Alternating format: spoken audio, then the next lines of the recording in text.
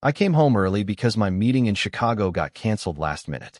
My flight landed at 9:45 a.m., and by 11:10, I was unlocking the front door to my own house, quiet as a morgue. That silence should have comforted me. Instead, it choked me. I had no reason to expect anything was wrong. My wife, Melissa, texted that morning, "Have a good trip, babe. Love you and the boys to hearts." She always used emojis. Always called me babe. It felt real. But standing in that hallway, suitcase still in hand, I heard a giggle. A man's voice. Then my 5-year-old son, Liam, yelled something that carved itself into my brain like a burn. "I want to play the game again with my new daddy." I froze. Footsteps scrambled upstairs. Whispers. A door slammed. I walked like a ghost toward the staircase, up to the master bedroom. The air smelled like sweat and perfume. Her perfume. Vanilla and fake sweetness, like her. The door was slightly ajar. I pushed it open. He was zipping his jeans. No shirt. Covered in tattoos. I'd never seen him before. Melissa stood by the bed in a red robe I bought her for our anniversary. She looked at me like I was the intruder. "Jason, what the hell are you doing here?" I didn't answer. He had the balls to speak. "Yo, man, chill. We didn't know you were coming." Melissa placed her hand on his chest like he needed protecting. "This is Kevin. He's been helping around the house. Plumbing. Repairs. Whatever." "Plumbing? My house was built 2 years ago. Nothing needed repairs." I just looked at my son, standing in the doorway with his teddy bear. That innocent little face. He looked confused. Then he smiled. "Daddy, this is the guy I was telling you about. I like playing with him and Mommy. He's fun." Melissa's eyes went wide. Kevin swore under his breath. I didn't say a word. Just left the room. My knees were weak, my vision tunneling. I walked into the garage, locked the door behind me, and sat in the car with the engine off. Just silence. Heavy, suffocating silence. My whole marriage flashed in front of me. Every birthday, every family trip, every stupid little promise she ever made. All fake. The worst part wasn't even the cheating. Not yet. It was what came next. 2 days later, Liam said something else while we were coloring dinosaurs in the kitchen. "He told me not to tell you, Daddy. But the game we play, it's a secret game. He said Mommy loves it." That night, I couldn't sleep. My skin was crawling. I couldn't stop thinking about what that meant. About what kind of games a grown man plays with a 5-year-old behind closed doors. I contacted a private investigator the next morning. Told him everything. Showed him photos. Gave him access to our security system and cloud backups. I paid him cash. 3 days later, he called. "Mr. Hayes, you're going to want to sit down for this." He came by the house and handed me a hard drive. 100 gigabytes. Videos, images, screen recordings. All taken secretly. Melissa's laptop. Kevin's phone. Even the nanny cam and the toy panda. The one Melissa said was just cute decor. I watched 2 videos. That was enough. Enough to turn my stomach inside out. Enough to make me throw up in my own sink. Enough to make my hands shake with rage. Because it wasn't just cheating. It was evil. I called the police. Told them everything. Handed over the hard drive. Let the evidence speak. They arrested Melissa that same night. Kevin too. I watched from the end of the driveway as they shoved her into the back of the cruiser. She screamed my name. Cried. Begged. "Jason, please. It's not what it looks like." I didn't say a word. The neighbors watched. Flashing lights. Sirens. Melissa, the queen of suburbia, in handcuffs. Liam watched too, from the upstairs window. He didn't cry. He didn't even look surprised. They've been in prison for over a year now. And trust me, I've heard stories. You know what prisoners do to people like them. But this story ain't over. Not even close. The day of the arraignment, I sat in the back of the courtroom, wearing the same suit I got married in. Not out of sentiment. Out of spite. I wanted her to see what she lost. Melissa entered the room in an orange jumpsuit like it was some fashion runway. Hair still perfect, lips still pink, like she had the audacity to prepare. She even smirked when her eyes met mine. Kevin followed. Shackled. He looked like a kicked dog. Head down, eyes empty. Good. He'd need that look where he was going. The judge asked if they understood the charges. Child endangerment. Distribution of explicit material. Conspiracy to abuse a minor. The words echoed like a hammer smashing glass. Melissa said, "Yes, Your Honor," like she was agreeing to a dinner reservation. When the prosecutor described the footage they had, described just enough without showing it, I thought I was going to throw up again. Not from the details. From the cold, casual way Melissa sat there, like she was reading a grocery list. No remorse. No fear. Just detachment. I thought I'd feel satisfaction watching her fall. I thought it would be enough. It wasn't. That night, I couldn't look Liam in the eyes. He asked if Mommy was coming home. I said no. He asked why. I said she broke the rules. He paused for a second. Like when I colored on the wall. I nodded. Will she say sorry? I shook my head. He didn't say anything else. Just went to play with his action figures. One of them had a cape. I used to tell him. Heroes wear capes, but real heroes tell the truth. Now I had to believe it myself. I couldn't sleep again. Instead, I opened the folder from the PI. Not the videos. I couldn't stomach those. But the metadata. The timeline. How long it had all been going on. Turns out, it started 6 months ago. Kevin wasn't just some fling.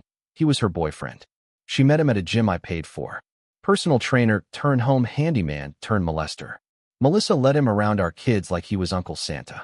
She even created fake contacts in her phone to hide him. Saved under plumbing company and spa reminder. So many lies layered over each other, it looked like a damn cake. A bitter one. She'd tell me she was going to yoga. She was going to Kevin. She said she was doing self-care weekends with the girls. She was spending nights in hotel rooms, recording games, and whispering things I still hear in my nightmares. I started drinking again. Quietly. Just enough to shut my head off for a few hours. Just enough to fall asleep without picturing my son's voice saying, "My new daddy." But it didn't help. Nothing helped. Then came the letters. Melissa had the nerve to write me from jail. 3 in total. The first one was short. Jason, I didn't mean for it to go this far. I made mistakes, but I never wanted to hurt you or Liam. I miss you both so much. Please visit. The second one tried to gaslight me. The investigator twisted everything. Kevin was just being playful. You know how kids make things up. I think you're overreacting. This could ruin our lives. Could ruin? It did ruin them. I didn't open the third one. Burned it in the sink. Watched the ash swirl around the drain like the last pieces of whatever love I had for her. I hired a therapist for Liam. And myself. Separate appointments. Same pain. He asked once if I still loved Mommy. I told him I used to. But love shouldn't hurt people. He nodded like he understood. Maybe he did. But I didn't. Not yet. Because betrayal doesn't just break your heart. It poisons your memories. And the antidote? I hadn't found it yet. I don't know what made me do it that night. Maybe instinct, maybe paranoia, but after putting Liam to bed, I sat alone in his room, just staring at the stuffed animals on his shelf. The room still had faint traces of lavender from Melissa's cheap air freshener. The kind she'd spray before Kevin came over, to hide the sweat and shame. And then I saw it. The panda. That stupid stuffed panda Melissa insisted on buying last year, because it was cute and cuddly. I remember thinking it looked out of place even back then. Too heavy. Too stiff. I picked it up and squeezed the belly. Nothing. But when I shook it, I heard a click. The stitching on the back was crooked, barely noticeable unless you were looking for it. My heart pounded as I grabbed a box cutter from the kitchen and slid it open along the seam. There it was. A small black device. Lens. Battery. SD card. She put a camera in my son's room. I couldn't breathe. I couldn't cry. I just sat on the floor, staring at that piece of filth, wondering how far this had really gone. Wondering what kind of mother does this. What kind of monster. I didn't tell the police right away. I wanted to see what was on it first. Wanted to know if I was losing my mind or if reality was even worse than I imagined. I waited until Liam was asleep, then slid the card into my laptop. There were dozens of files. Time-stamped. Silent. Low-quality video, but the horror was high definition. They recorded everything. Melissa bringing Kevin into the room while Liam watched cartoons. Melissa leaving the two of them alone while she took a bath. Kevin saying things. Whispering things. I stopped watching after 2 minutes. I didn't need to see more. I couldn't. I felt like acid was boiling in my veins. I took the footage straight to the lead detective the next morning. He watched without saying a word. When it was over, he looked at me. His jaw was tight. You did the right thing coming here. This changes everything. They added new charges. The DA called me directly. Told me the case had escalated to federal. Told me they'd be gone for a long time. Maybe life. Depending on the judge. Still, none of it felt real. Melissa, the woman I once held while she cried over her mother's death, was now the woman I watched on camera handing over our son like he was some toy. Melissa, who made pancakes every Sunday and kissed me before work, was now an orange, facing 25 to life. I wanted to scream at the world. I wanted to hurt someone. But instead, I just sat at the kitchen table, drinking coffee that tasted like dirt, holding Liam's favorite dinosaur in one hand and the panda in the other. I didn't tell Liam about the panda. I just said it was old and needed to go. He nodded, but I saw the sadness in his eyes when I threw it in the trash. He didn't cry. He didn't even ask why. Because deep down, I think he knew.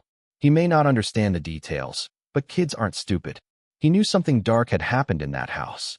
And I swore to myself, that night, in that silence, that I would never let it happen again. That no one would ever get near him without my full damn knowledge. No more chances. No more second guessing. From now on, I trusted no one. The courtroom smelled like cold metal and bleach. I sat 3 rows from the front, flanked by 2 officers who knew me by name by now. The prosecutor had already told me what to expect, but no one could prepare me for how she'd look when she walked in. Melissa entered with her hands cuffed in front of her, head held high, like she was some misunderstood victim instead of what she really was. I braced myself for tears, remorse, anything human. But when the judge listed the charges, child endangerment, production of illegal material, criminal negligence, she laughed. Not a nervous laugh. Not a broken, regretful one. A snort, like she was annoyed. The judge slammed the gavel. One more outburst, and I'll add contempt to your record. Kevin didn't laugh. He was sweating through his jumpsuit, lips trembling. I almost pitied him. Almost. Until I remembered what he'd done. Until I remembered Liam's voice calling him new daddy. The prosecution laid out every piece of evidence. The 100 gigabytes of footage, the recordings from the panda, the cloud backups she thought were deleted. The prosecutor's voice was calm, methodical, almost cold. But it had to be. If she got emotional, she'd fall apart. I could tell she wanted to. When they played one of the shorter videos for the judge, I stared down at the floor. I wouldn't watch it again. I couldn't. Melissa didn't look away. In fact, she smiled. Like it was nothing. When it was her turn to speak, she stood up, brushed her hair behind her ears, and looked directly at me. I made mistakes, she said, voice soft like she was reading from a sympathy card. But Jason always exaggerated everything. He's just bitter. He always wanted control. Control? I gave that woman everything. My time, my trust, my name. I worked 12-hour shifts to keep her comfortable. She drove a Lexus I paid for. She had a nanny I hired. And now I was bitter? She turned to the judge. He planted evidence. He's lying to ruin me. The judge didn't even blink. You were caught on camera, Mrs. Hayes. Don't insult the court. Then came my turn. The bailiff asked if I wanted to give a statement. I hadn't planned to, but my hands were already clenched into fists. My heart was rattling like a grenade with the pin barely hanging on. So I stood. I looked straight at her. She avoided my gaze now. I trusted you with my son. I left him in your hands while I worked my bones down to pay for your lifestyle. And you gave him to a predator. She flinched, barely. You didn't just cheat. You didn't just lie. You betrayed a child. Your own blood. And the only reason I'm standing here today and not burning in prison myself is because I chose justice over revenge. Silence. Heavy and ugly. Then I added the last line, soft and clear. And I hope they never let you see sunlight again. The judge sentenced Kevin first. 28 years. Then Melissa. 32. She screamed. You can't do this. I'm a mother. I have rights. No one responded. The gavel came down like thunder. Court adjourned. As they dragged her out, she turned back and yelled, You'll regret this, Jason. No, I wouldn't. Because that woman, the one I married, the one I once thought was the love of my life, died the day I found that panda. Who she is now? Just a name in a prison registry. Just a statistic. But me? I'm still trying to figure out how to live again. You'd think once justice is served, the pain starts to fade. That's a lie. The truth is, once the courtroom drama ends, once the orange jumpsuits are locked behind iron bars, you're left with the silence. And that's where the real war begins. I'd wake up around 3 a.m., drenched in sweat, gasping like I'd been underwater. The dreams weren't always the same, but they always ended the same. Me walking into Liam's room too late, the panda's eye glowing red, Melissa laughing from the shadows. There were nights I'd find myself standing in the hallway with a baseball bat, convinced someone was in the house. There wasn't. Just ghosts. Just memories. Liam started sleeping with the lights on. He didn't say much anymore. His usual chatter about dinosaurs and robots had turned into silence, or questions I didn't know how to answer. Daddy, was mommy always like that? What did I do wrong? When can I have a new mommy? That one broke me. I didn't answer. I just hugged him until my arms ached. I tried therapy. Twice a week. I sat in a beige office with fake plants and a woman named Ellen who wore glasses too big for her face. She asked all the right questions, nodded in all the right places, but I couldn't open up. Not really. Because how do you explain to someone that the person you once trusted with your soul turned into something that haunts your child's dreams? One night, after putting Liam to bed, I poured myself a glass of whiskey. Just one. I told myself that. But when the glass was empty, I refilled it. And then again. At 2 a.m., I found myself scrolling through Melissa's old social media accounts. Facebook, Instagram, even an old Tumblr she hadn't used in years. Photos of us. Smiles. Vacations. Liam as a baby, Melissa holding him, her eyes bright, her laugh frozen in pixels. Were those memories real? Or were they part of the act? Had she always been this monster? Or did something in her break along the way? I shut the laptop, threw it across the room. It didn't break, but I wished it had.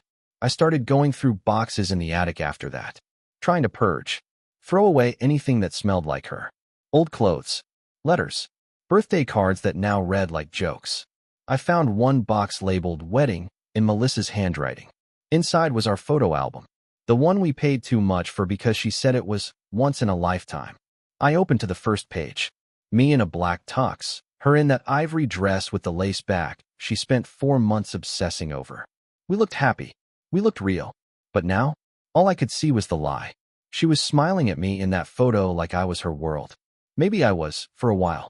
Maybe that was the most twisted part. I believe she did love me once. But love, real love, doesn't die like this. It doesn't turn into something so cold, so cruel. After burning the album in a fire pit behind the house, I sat for hours watching the embers float into the dark sky. I didn't cry. I didn't scream. I just whispered to myself, she's not coming back. And I wouldn't take her even if she did. But the pain? That still came back. Night after night. Because some betrayals cut so deep, even justice doesn't stop the bleeding. Weeks passed. Then months. People started talking to me like I was doing better. You look stronger now, man. Time heals everything. You're such a good dad for holding it together. They meant well. But they had no idea I was falling apart more quietly than before. My face learned how to lie even better than Melissa ever did. Smile for the world. Numb on the inside. I thought I was making progress, though. I changed all the locks. Repainted the bedroom. Threw out the mattress. Replaced the sheets and pillows. Got rid of every last thing Melissa had touched. I even signed Liam up for art therapy. His therapist said it could help him express things he didn't know how to talk about. He was quiet during sessions at first. Just drew circles, houses, animals. But then something shifted. One day, after I picked him up from a session, he handed me a stack of papers. Look, Daddy, these are the games. I froze. The word made my skin crawl. I nodded slowly and took the pages home. After he went to sleep, I sat down in the kitchen and looked at them. One by one. They started simple, stick figures playing tag, running, smiling. But then, in the 5th drawing, I saw something I'll never unsee. 2 figures. A big one and a small one. The big one had a dark circle for a face and long arms that wrapped around the smaller one. The smaller one, labeled me, had tears drawn down the cheeks. The next drawing had a bed, a shadowy figure in the corner. The same, new daddy, face again. Melissa was drawn in too. Her stick figure was laughing. I dropped the drawings. My heart was pounding. My breath ragged. I wanted to scream. I wanted to go back in time and stop all of this before it ever touched my son. Instead, I called the therapist. Asked if she'd seen the drawings. She said yes. She said she was preparing to have them analyzed by a child trauma specialist. She sounded calm. Too calm. This is a normal part of his processing, she told me. Normal? What part of this was supposed to be normal? I hung up the phone and sat in the dark. How could someone who shared my bed, who once looked at our newborn son and cried from joy, become this creature? It wasn't just betrayal anymore. It was something blacker, uglier. Something that touched Liam's innocence in a way I couldn't fix. That's the worst part. I couldn't fix it. I could protect him now, sure. I could be there for every bedtime, every scraped knee, every school pickup. But I couldn't erase what had already been done. And that truth, it ate away at me. Every drawing felt like another wound. Not on me, but on him. His little hands, trying to make sense of something no child should ever experience. I didn't burn these. No, I locked them in a drawer in my office, along with the court documents, the USB drive from the investigator, the letters Melissa sent. All of it. My private hell in one wooden drawer. I'd open it sometimes, not to torture myself, but to remember, to remind myself that monsters don't always come from the outside. Sometimes you marry them. Sometimes you love them. Sometimes you let them raise your son.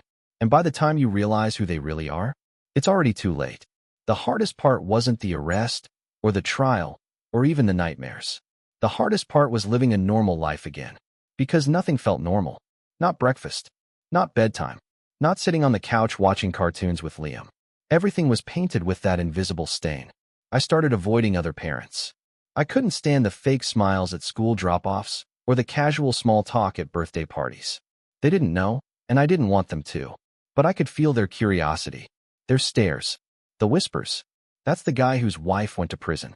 That's the dad whose kid got. I stopped going to anything that involved family. We were no longer a family. We were what was left after one collapsed. But life kept moving. Bills kept coming. Liam still needed lunch packed and teeth brushed. So I kept going, one robotic step at a time. It was during one of those autopilot mornings that I got a call from a woman named Hannah. She worked for child victim advocacy and had been assigned to Liam's recovery plan. I didn't remember signing up for anything, but apparently, the state had included her as part of our support system after the conviction. She offered to meet in person. I said no. Then she asked again, 3 days later. I agreed. We met at a local coffee shop. Public, neutral, safe. She walked in with a notebook and a warm smile that didn't feel forced. She didn't pity me. She didn't talk like I was broken. She talked like I was human. We spoke for an hour. About Liam. About the long-term signs of trauma. About the importance of creating new memories. Safe spaces. Predictability. She didn't say, he'll forget. She said, he'll carry this. But he doesn't have to carry it alone. That line stuck with me. It was the first time someone framed this as survivable. Not just for Liam, but for me too. After that, I started making little changes. I stopped drinking at night. I cleaned out the office and turned it into an art room for Liam. We painted the walls together, bright green and blue. He laughed when he spilled paint on my jeans. That laugh, I hadn't heard it in months. We started a bedtime routine that was ours. No screens, just a book, a hug, and a promise. You're safe now. Daddy's here. And I meant it. I even started writing again. Nothing major, just journaling. Dumping all the anger, grief, guilt, and confusion onto paper. Some nights I'd write until my hand cramped. One entry read, I'm not okay, but I'm still standing. That has to count for something. Another said, I miss the version of her I thought was real, but I'd rather be alone than ever love a lie again. One afternoon, I picked Liam up early from daycare and surprised him with a trip to the zoo. Just us. No agenda. No reminders of anything. Just a dad and his boy, watching monkeys throw bananas and laughing until our cheeks hurt.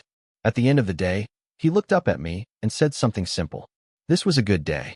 And somehow, that was everything I needed to hear. We were still healing. Still scarred. But not broken. The pieces were still sharp. Yes. But I was learning how to hold them without bleeding. I used to think betrayal was something you got over. Like a breakup. Like a fight. But the truth is, betrayal at this level? It becomes part of you. It reshapes the way you breathe. The way you trust. The way you look at the world. I'm not the same man I was before Melissa. And I'm damn sure not the same man I was after her.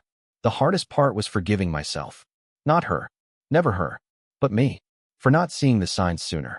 For trusting too much. For letting someone like Kevin anywhere near my home, my son, my life. People like to say, there's no way you could have known. But deep down I did know. Not the details. Not the horror. But I felt the shift. The lies in her smile. The coldness in her touch. The way she stopped looking at Liam like a mother and started treating him like a prop in whatever twisted fantasy she was living. And I ignored it.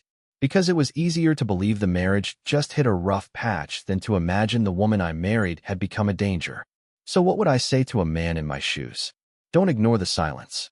When your partner stops talking to you, stops laughing with your kids, stops caring about anything but herself, it's not a phase.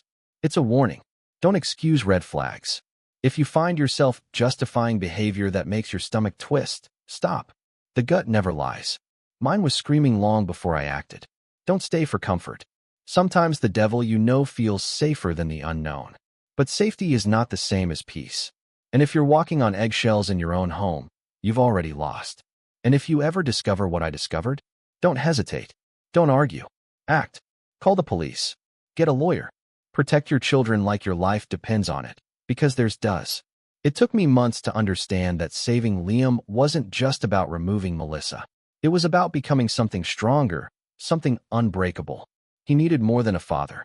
He needed a protector, a guide, a man who didn't crumble. So I built that man, piece by piece, day by day. Now, Liam sleeps through the night without nightmares.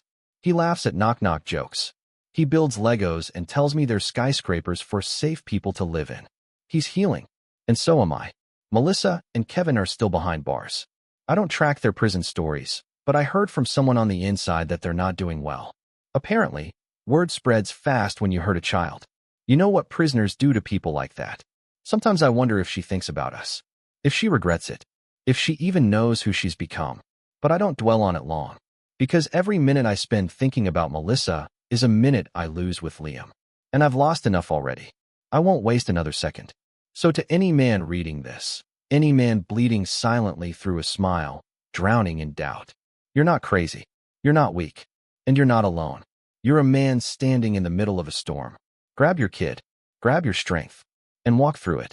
You'll be bruised, but on the other side, you'll finally breathe again. And so will your child.